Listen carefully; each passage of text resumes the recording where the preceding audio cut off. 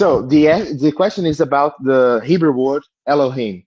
They Yes. say we from a Trinitarian perspective, we say, see, that's a plural word, and they would rebut it, saying, but the word means gods, and you don't believe there are gods. You believe there's only one God, so you cannot believe that the plural here is a plural Sure, I of can. persons.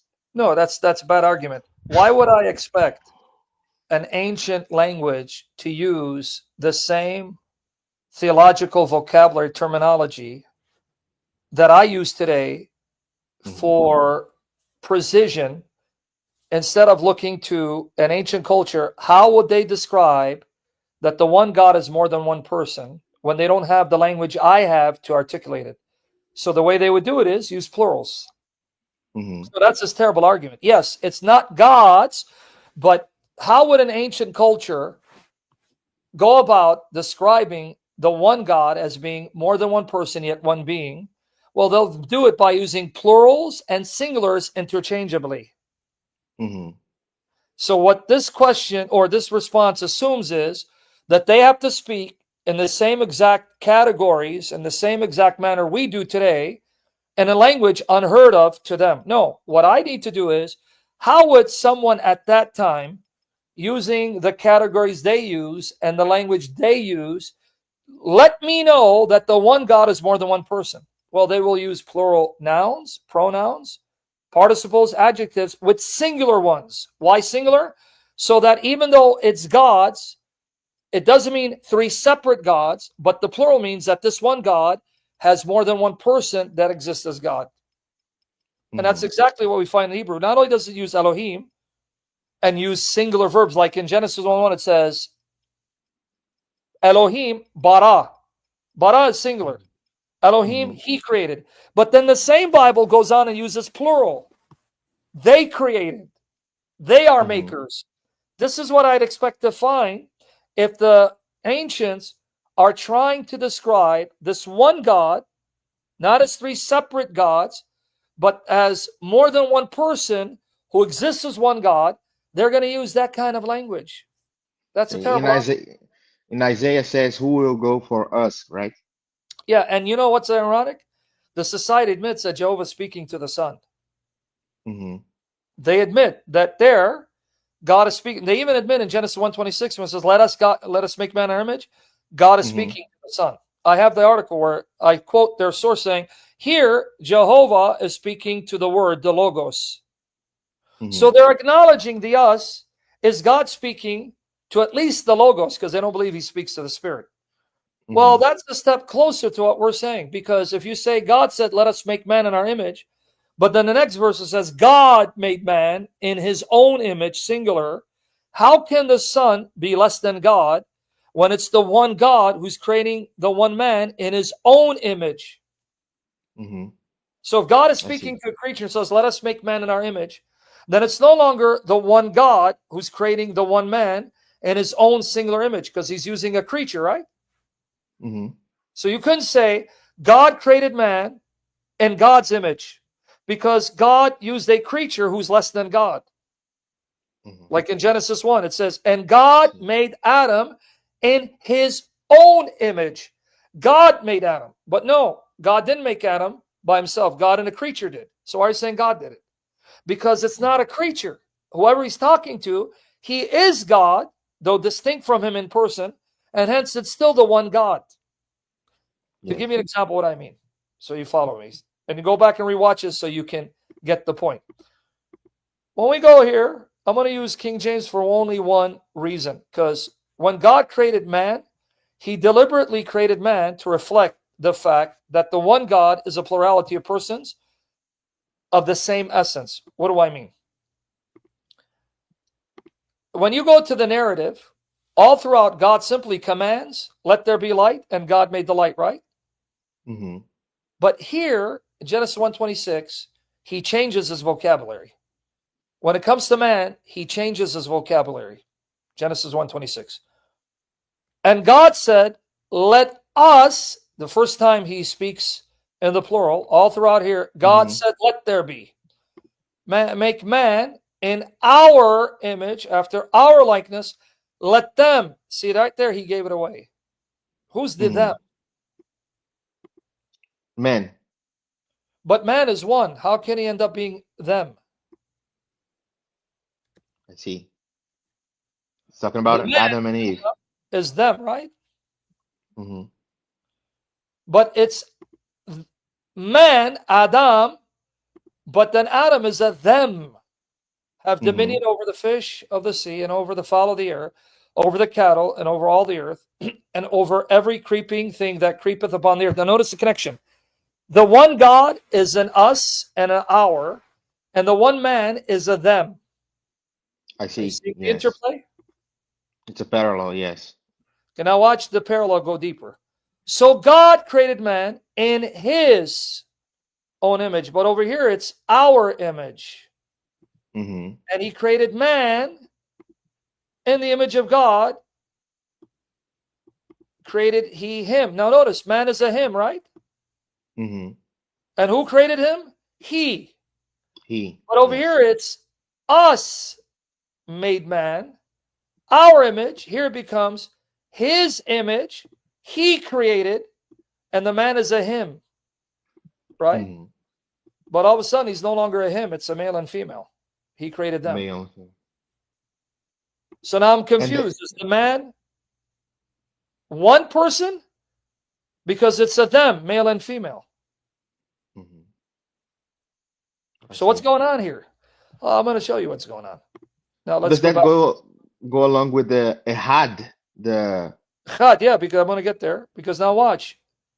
Then this is repeated again. Now I'm using King James because the Hebrew has the word Adam, but the English will translate it as mankind or humanity or humankind. Here, mm-hmm. Genesis 5, 1 and 2. This is the book of the generations of Adam. And the day that God created man, in the likeness of God made he him. Okay? Mm-hmm. So wait, man is a him, Yes. Adam is a him, Yes. and God is a he. Yes. Male and female, he created them, blessed them, and called their name Adam. Adam is not just one person Mm-hmm. in the day they were created. So how many are called Adam? Man and woman. Yes. Male and female. That's two different genders, two different physical beings, two different physical persons, but they are still him. The male and female Yes. together are the him and the Adam. I'm confused. How can See. they both be Adam? Oh, because they all have the same nature. And because they have the same nature, they are one in one sense, but they're more than one in another sense. They're not the same person, not the same gender, but they have the same nature because one originates from the other. And therefore, they are one Adam. So they can be called a him, like the one God is a him, but the one God is also a them and an us and an our. I see. That's why when God makes Eve from Adam's flesh, he goes on to say this, because she was made from his flesh, from his side, from his rib. So when he makes Eve from the male's side, notice she comes out of him. Mm-hmm. In a sense, that means she was always there with him, right? There wasn't a time where the Yes. male did not exist without the female because she was in him. Mm-hmm. So there's a sense in which she was always there as long as the male existed. When he existed, she existed. Similarly, the Son and Spirit have always been there, always existed with God and in God, because God is inseparable from them. But since God has always existed, that means the Word and the Spirit have always existed. Mm-hmm. Just like the female, there's a sense in which she always existed as long as the male existed. So as long as man existed, she existed because she came out of him. That's why he says, after seeing her, this is now bone of my bones and flesh of my flesh. She shall be called woman. Notice, even her name has the element man in it. Woo man. Mm-hmm. Because she was taken out of man. And that's why they are one flesh, not two. Mm-hmm. And the word one is echad, just like when it says, Hear, O Israel, Jehovah our God, Jehovah is echad. Yeah, the Shema. Yes. So now you understand why God created Adam the way he did and why he speaks in the plural? Let us make man in our image and our likeness, because he's going to show from Adam, there's only one Adam, but he's more than one person. And they're not the same gender, not the same person, but they have the same nature. So they're one Adam, one flesh. Like the God who made him is one God, but more than one person of the same nature. Hmm. That's why the plural, buddy. Yeah. And I now, guess I go guess they ahead, bro. would say, how come the Jews don't see this? The Who Jews told are you? strictly the Are Trinitarian. they on drugs? What do you think the Jews came up with two powers in heaven? And what do you think the Aramaic translations of the Old Testament done by Jews came up with the Word of God coming and speaking as God? It's all in the Jewish literature. Say, what are you talking about? Mhm. Yeah, I see. So what are you talking about? What Jews? The Jews that wrote the Aramaic paraphrase of the Old Testament, where they tell you the God who appears is the Word, Mamra. That Word is sent by God, and He is God, and they're not even Christians, yet they saw it, like John did in John 1. The Jews that Hmm. wrote Enoch, that identify the Son of Man as the Messiah and say that He was there before the creation, hidden with God, and will appear in the latter days. Those Jews. The Jews that wrote for Ezra that says the Hmm. Messiah is the Son of God who's been there with God and will appear in the latter days. So what Jews are they talking about? I And see. that only Yeah. proves too much. Say, okay, if you want to play that route, can you show me any Jews that said that the archangel Michael will become the Messiah and become a man? Yeah, that's really silly. The Archangel I mean, Michael stupid part. argument, right? Because Yes. if the Jews didn't see it, are you saying then the Jews saw what you believe? That there's the Logos who's a creature and that he would then become man, and that creature before he became man is the Archangel Michael? I mean, two can play that game. If you're demanding Yeah. of me to show you Jewish beliefs that prefigure mine, show me Jews that believe the way you did. Yeah. And So the show it Jews to me. can't be a parameter once No, they reject Jesus. Yeah. not only that, not all Jews believe the same thing, and there are many Jews that believe in what's called two powers in heaven. Hmm. This is a view that the Jews believed before, during, and after the time of Christ. And later rabbis had to condemn it because then the Christians were using the same verses that the Jews were using to show there's a second power. It's called Two Powers in Heaven. And there are books written by Jews, not Christians. Alan Siegel, Two Powers in Heaven.